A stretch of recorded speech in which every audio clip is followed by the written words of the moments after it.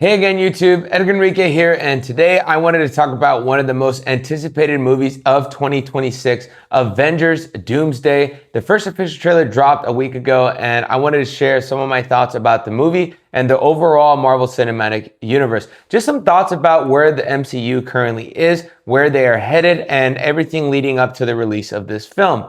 Now, I won't be going over the trailer beat for beat, but like I said, I wanted to share some feelings I had about the movie and the overall MCU after watching it. So following the epic finale that was Avengers Endgame and the conclusion to the Infinity Saga, we were introduced to the Multiverse Saga, a very ambitious project for Marvel, as it wasn't just the world as their oyster, but entire universes where they can craft beautiful stories, play with interdimensional travel, and create a cinematic universe that was bigger than even Thanos and the Infinity Stones. Like that's ever gonna happen. You know, I think it's easy to look back at all the movies and TV shows of this saga and highlight the absolute stinkers and bad storytelling that Marvel was producing at the time. And even when I look back at phases 4 and 5 of the MCU, I go, oh. But honestly, when I go down the list of projects, I actually loved a lot of them. Starting off with WandaVision, I loved the mystery behind what Wanda was doing in her little sitcom TV reality. And then there was the brilliance of the Loki series and its commentary about self-reflection and changing one's destiny. And then Shang-Chi was a refreshing change of pace for Marvel, and he was a freaking badass in the movie. I mean, we got to see all the Spider-Man team up, for Christ's sakes. So despite some of the flops and inconsistent stories that this phase of the MCU was producing, Marvel was still putting out a lot of fun projects at the time. However, it never really lived up to the hype and scale that was Infinity Saga. Why? I don't know. Now look, you can scroll the internet and find all different types of reasons why Marvel's path for the Multiverse Saga was retconned, rewritten, and revised, to Disney's insistence on making stuff for their streaming service, Jonathan Majors being fired, the Writers Guild strike, superhero fatigue, and many more. And with a plan as ambitious and ginormous in scale as doing the Multiverse Saga, it makes sense that creating these projects seemed like Marvel had bitten off a little more than they could chew. And I'm wondering if the same is true after watching the trailer for Avengers Doomsday. Now, don't get me wrong, I thought the trailer was awesome, and seeing all the characters do their thing, finally get to see Dr. Doom, I mean, all of that was awesome. But as I was watching the trailer, I couldn't help but feel like I didn't know what was going on. And obviously, I'm not supposed to know what's going on until I see the movie. But I mean more so like, how did we get here? Who is this Dr. Doom fella, and what's his story? Where the hell has Shang-Chi been? And how was Loki able to get off his throne when he was the one keeping the timeline branches all together? I don't know.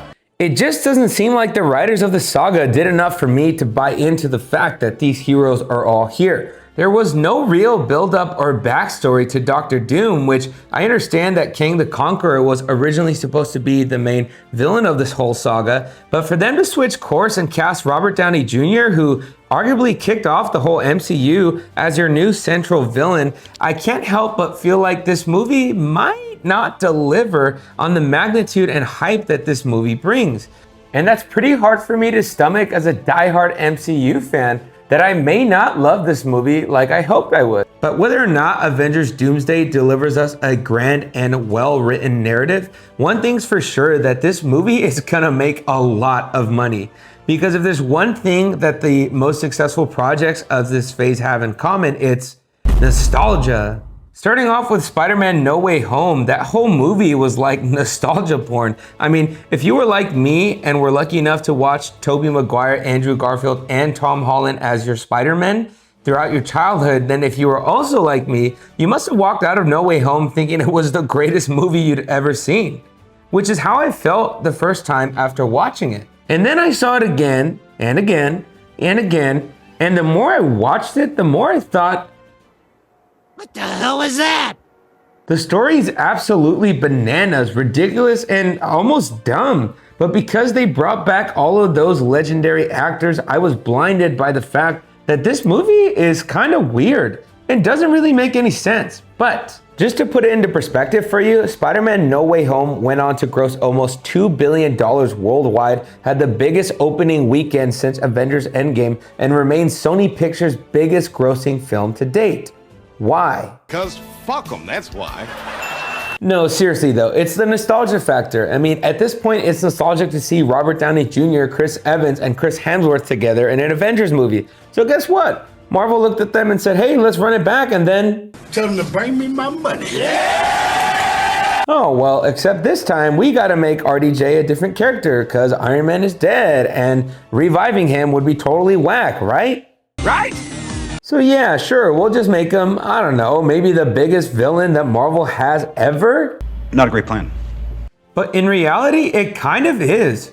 Marvel was at a really low point after poor fan reception to some of their movies and shows, and after having changed course from Kang as a central villain, I mean, it's kind of poetic. Who else would come to save the day when things weren't looking too hot for Marvel? Oh, it's good to be back. While this casting generated a lot of controversy, it got people curious and excited for a big Marvel Cinematic Universe project.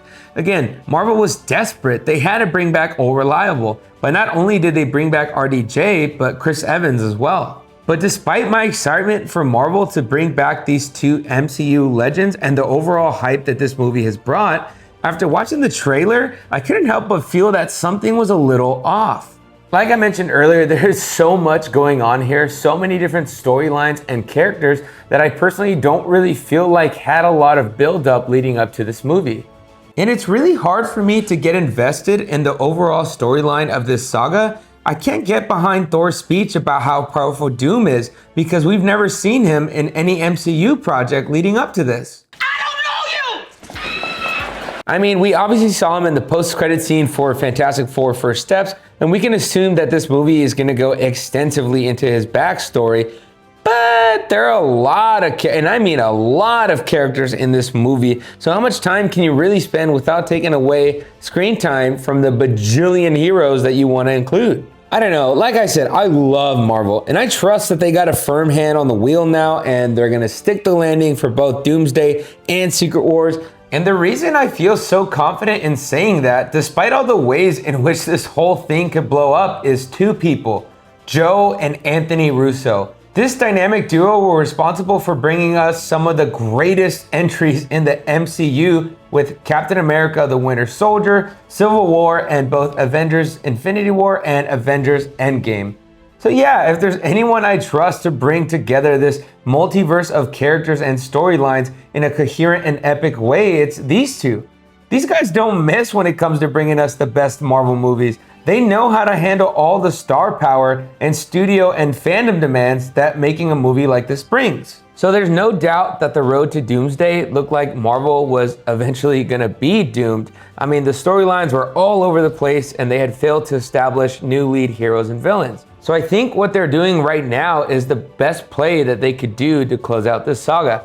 Have the big three of the MCU present, tighten up the storylines, bring back the GOATs of superhero filmmaking, add a good amount of nostalgia, and you got yourself an epic superhero smackdown that's gonna please fans and critics, make a boatload of money, and continue to cement Marvel as a maestro for cinematic storytelling.